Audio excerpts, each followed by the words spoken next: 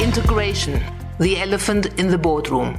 Social studies provide clear evidence that more diverse boards are more effective. Organizations that are governed by more diverse boards are less likely to get embroiled in scandals and are financially more successful.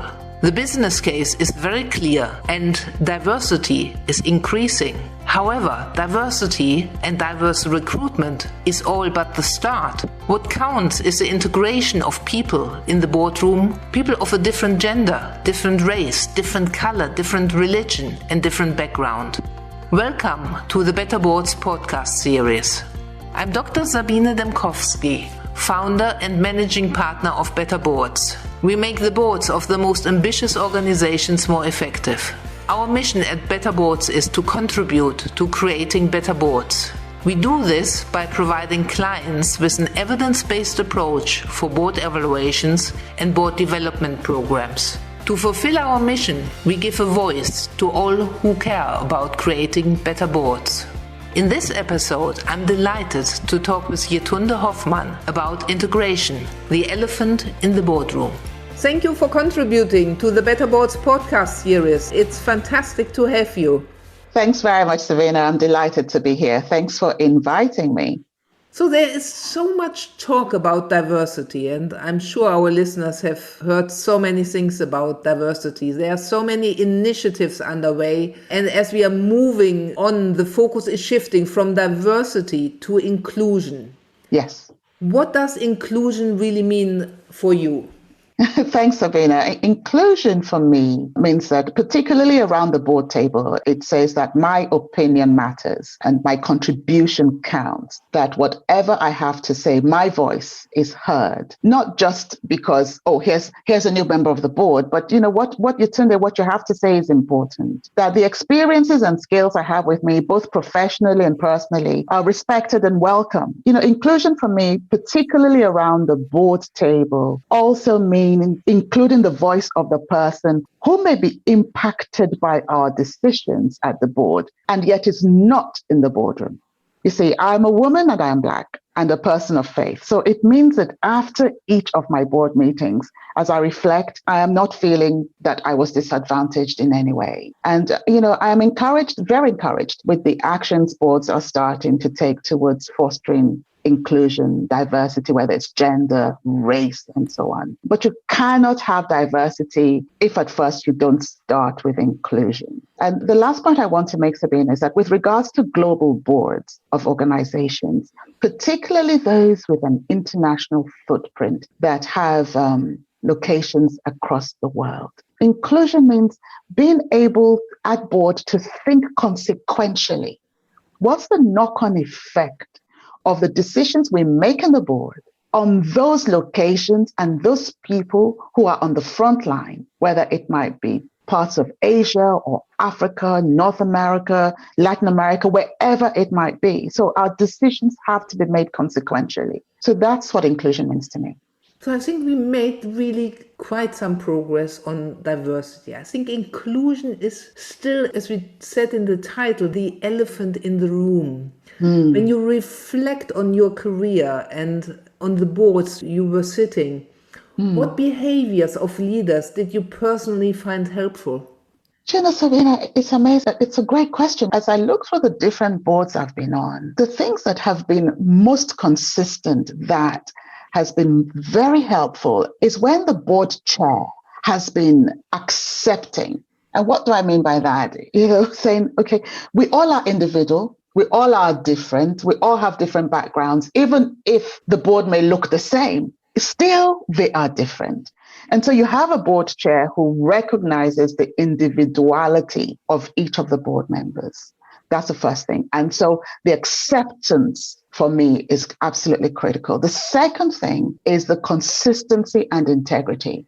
What I mean by that is that when decisions are made around the board or there's conversations, when we agree that something is confidential or we're going to go to the investor roadshow or send a communication out to stakeholders, that it's consistent, that a decision that's made in the boardroom is not then unmade or undone outside of the boardroom by one NED speaking to the CEO or to the chair separately. So that's the second thing, consistency and integrity.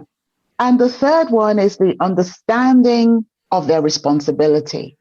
So what's the role of the board? What's the role of the chair? What's the role of the NED? The leadership at the table, particularly from the CEO who sits on the board, of course, as well, that understands that he or she has a responsibility, Sabina, that goes beyond the bottom line. Mm-hmm. And the bigger the organization, in fact, actually, no, it doesn't matter because I sit on different sizes of organization and I have colleagues who sit on different sizes. It's not about size. It's about the purposeful leadership of the CEO who sits on the board, that their responsibility goes beyond the bottom line. And therefore, from a chair's perspective, that he or she also understands that they're shepherding and leading a board that have a responsibility that goes beyond the short term. It's not just about a return on shareholders' investment. Of course, it's about that, but it's much, much more. So those are the three things that I have found really helpful, because when you have those behaviors, it permeates the quality of the conversation and the discussions that you have on the board. Let's zoom in on that a little bit more. So there is now a board meeting going on. What specifically can chairman do and can NED colleagues do that you, as a woman of color, really feel integrated in this setting? You know, I think the first thing it's about preparation, Sabina. It's so important. I call it the head stuff. And it doesn't matter your race or your color or so on. And I also have a sense of responsibility because within the Black community, I may be seen as a role model. So there's the preparation. Now you've got the job, you've got to prepare.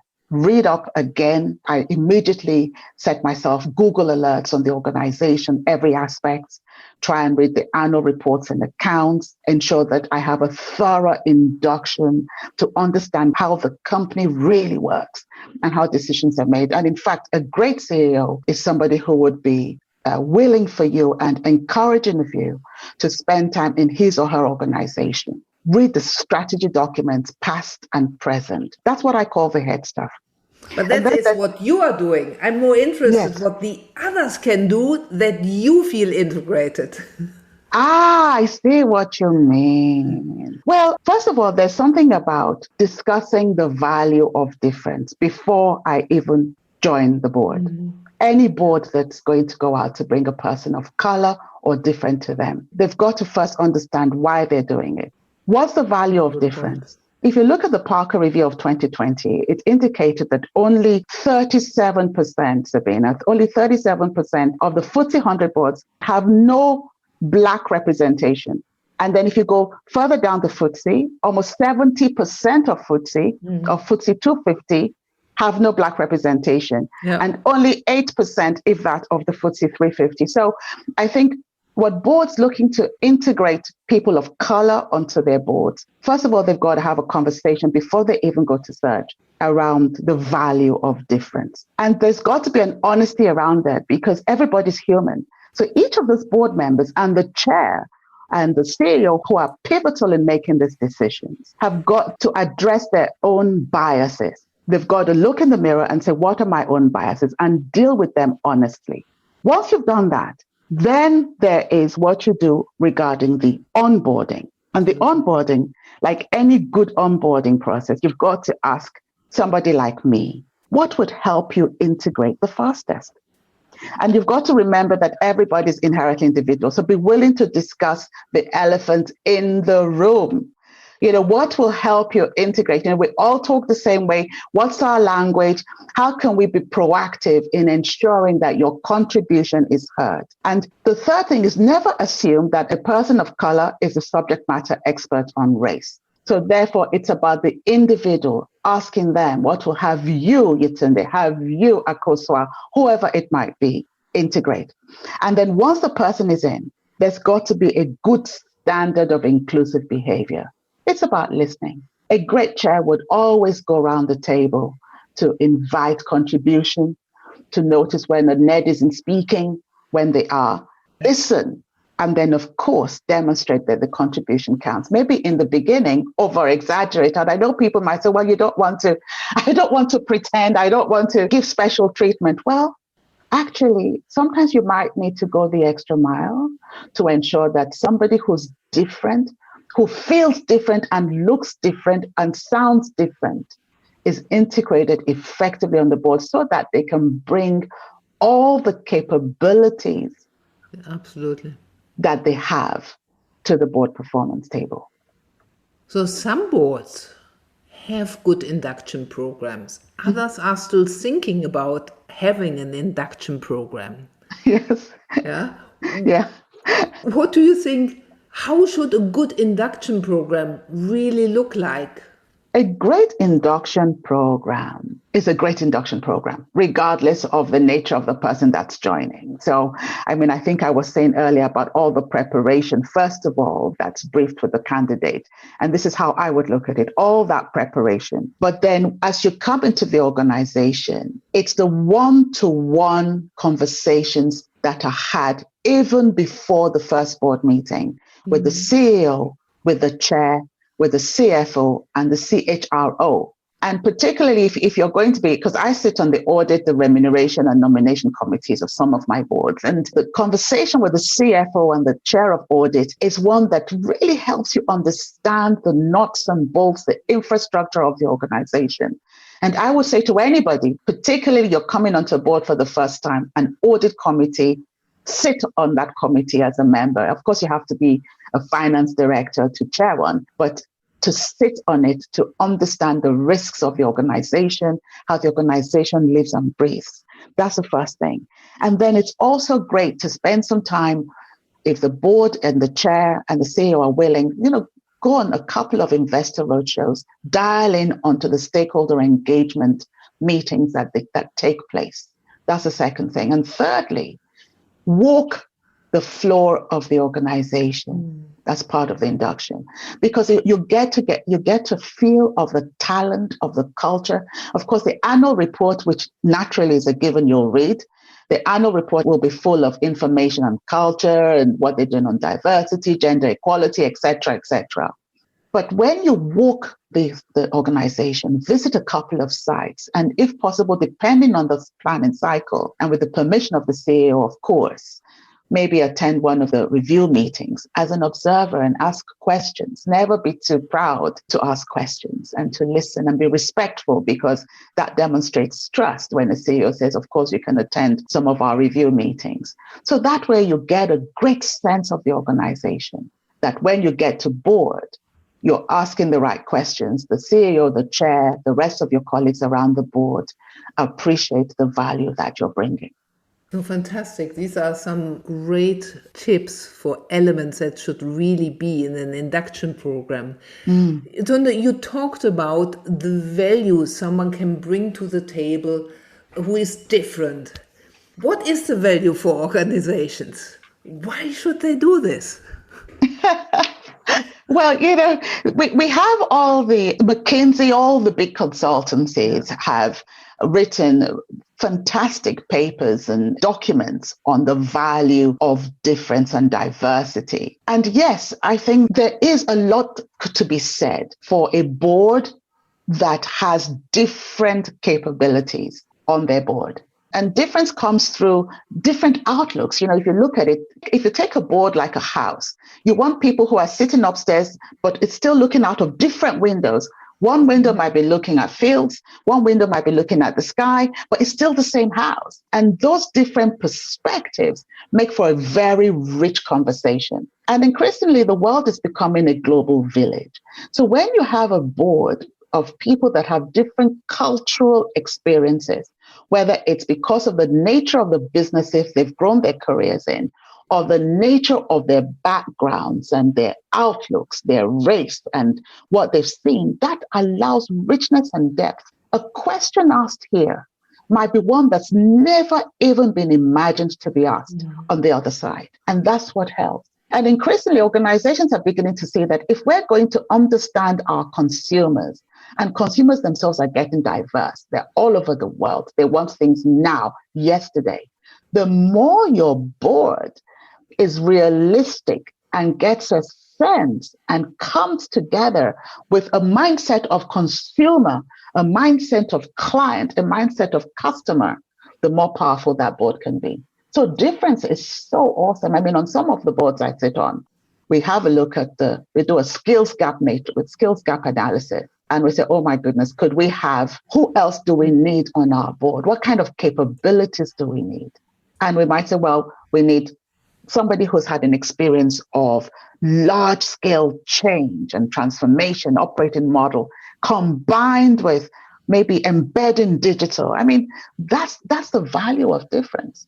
And I would encourage boards out there, particularly boards who are stable. If you want to bring difference, you can actually proactively play that role. One role, a NED could take on the role of one that's more encouraging and high supporting. Another NED could play a role of challenging and really picking holes in that proposal or in that strategy document or in that initiative or that CapEx proposal. And another one can look at monitoring. It's important, of course, to have people who look and sound different because that facilitates difference.